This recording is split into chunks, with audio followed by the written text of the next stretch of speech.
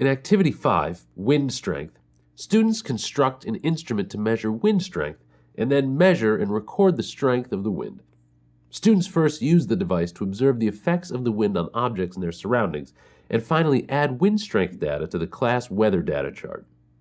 You will need the following materials from the kit: Activity Sheet 5, Part A, Activity Sheet 5, Part B, envelopes from Activity 3, table tennis balls, a 10 centimeter by 13 centimeter piece of corrugated cardboard, wind vanes from Activity 4, drinking straws, weather data chart from Activity 4, glue, transparent tape, and thread. You will also need to provide pencils, scissors, and an electric fan. To prepare for Session 1, make 1 copy of Activity Sheet 5 Part A for each team of 2, and 3 copies of Activity Sheet 5 Part B for each student. Cut a piece of thread 30 centimeters long for each team of 2. Each team of 2 also will need a piece of corrugated cardboard, a table tennis ball, a pair of scissors, their wind vane, and access to the glue and tape. To begin Session 1, remind the students how they are able to detect wind. Ask students, how can you tell if there's wind? Students may suggest that they can tell if there's wind if they see the leaves blowing and that they can feel the wind against their faces. Then ask students, how can you tell how strong the wind is? The students may mention hats blowing off people's heads, flags flapping, or objects being knocked over. If the students do not name any real instruments for measuring wind strength, introduce anemometers as special measuring instruments used by weather stations and weather forecasters. Distribute Activity Sheet 5 Part A and the materials. Place the tape and the glue in a place that is accessible to all teams. Have the students cut out the wind strength indicator. Glue it firmly to a piece of cardboard with its straight edge along one of the long sides of the cardboard. Place a long piece of tape along the other long edge of the cardboard and wrap it over the edge so that the edge is sealed and smooth. With a small piece of tape, attach one end of the thread to the table tennis ball. Poke a hole through the cardboard at the dot with the T-pin. Feed the free end of the thread through, and with another piece of tape, attach the free end of the thread to the back of the cardboard. Then have the students write their names on the back corner of the cardboard. Remind the students that they will use the instrument to measure the strength of the wind. Have them hold the instrument so that it reads 0 miles per hour. The student should discern that the thread must hang straight down.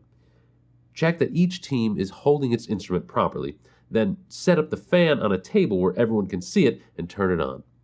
If the fan is an oscillating fan, adjust it so it does not oscillate.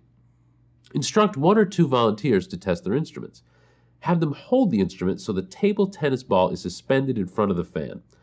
Then turn off the fan and have 1 student on each team hold the instrument as if he or she were using it to measure the wind.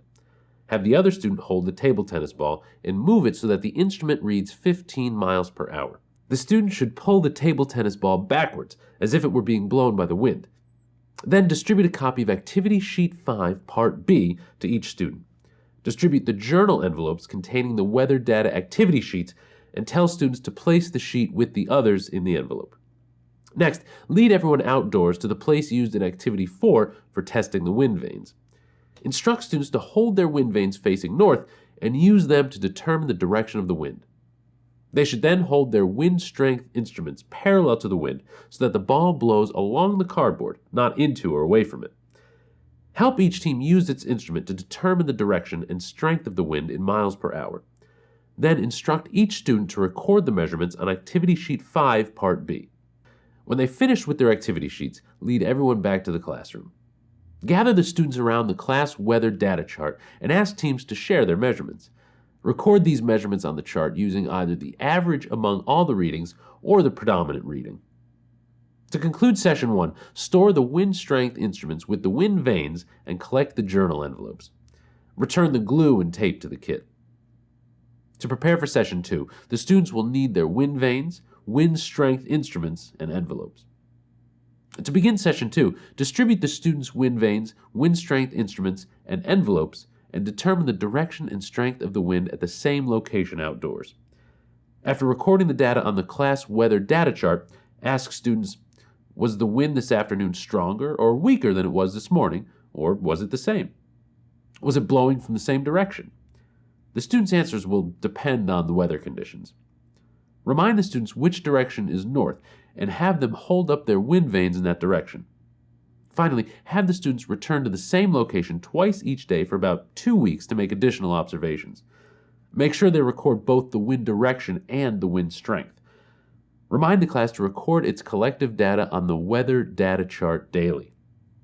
To conclude Session 2, have the students put away their wind direction and wind strength instruments in an accessible place, as they will need access to these instruments twice a day. For science background, reinforcement activities, curriculum connections, and information about the Delta Science Reader, please consult your DSM Teacher's Guide.